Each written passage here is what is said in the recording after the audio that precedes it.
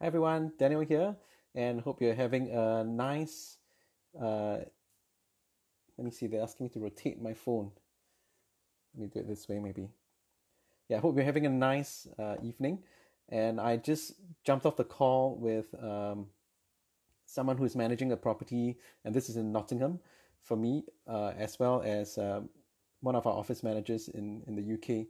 And I thought I'll just share a little bit about the process because people have been asking me, how do you exactly manage properties remotely, all the way here from Singapore, and you're investing all the way in the UK? How do you do it? How do you ensure that it's filled, it's tenanted? Um, and hi, some of you are joining us live. Uh, so because one of my properties in Nottingham, people ask me when I rent out properties, do I ever get voids? Do tenants ever move out? Well, I mean, the answer to the question obviously is yes, because it's the nature of the business in property, isn't it? That people move in and out, especially if you're letting out properties. So the key thing there is, I would say two things. One is, do you have people that you can trust on the ground that would be able to manage this turnaround of the property for you? And the second thing is, have you bought the property in an area that gives you high rental demand, such that even if there's a changeover of a tenant, you'll be able to minimize your voids and be able to move a tenant in very quickly. So this is just a quick insight of how I do it. Literally like this, how I'm talking to you. I was just holding my phone and my arm is a little bit painful because I've been doing it for like 20 minutes. Maybe I should get a stand next time. But I was just having a three-way WhatsApp call with my letting agent in Nottingham, our PA, who helps us manage the business side of things.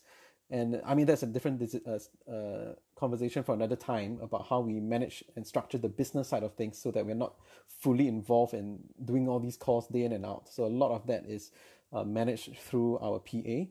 And we give her autonomy and empower her to make decisions on our behalf up to a certain amount. Like I said, that's a different topic for another time. I just want to show you very quickly, and I'm just doing some brainstorming work, so ignore the post-its. But yeah, this is us on the call. That's what it looks like.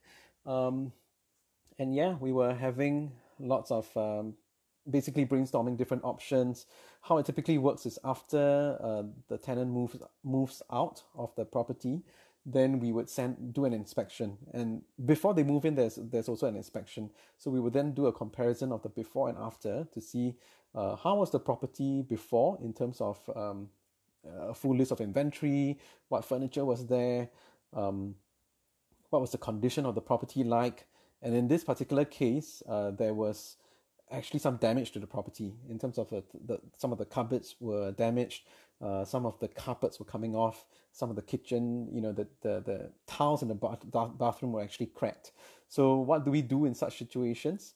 Well, to an amateur investor, probably we're very worried. It's like, oh man, a tenant from hell. But the wear and tear is to be really expected as part of a property business. You just for us as professional investors, you just need to work it in as part of your numbers, and to see whether the rental that is coming in is still able to generate a positive cash flow for you on a monthly, on a yearly basis. So what we then did is we reached out to the previous company who was our tenant, and we told them, hey, you know what, we need a professional clean, a deep clean, as is what it's called, of the property. So they went in to do a deep clean of the property, which includes, clearing out all the trash, cleaning the carpets and everything. And where there's damage, if there is standard wear and tear, to be expected over the length of the tenancy, then it's fine. It's on the landlord, because you're renting out your house, you're expected to deal with standard wear and tear. But if it's damage to the property beyond just your normal wear and tear, that's where it's the tenant's responsibility. So yeah, we're just getting that the works sorted out. At the same time, we have already started marketing the property so that we're minimizing the period of voids that are in between, right? So we already have two potential tenants. One, they're looking to let it out to students in the Nottingham area. The Uni of Nottingham is actually quite a popular one.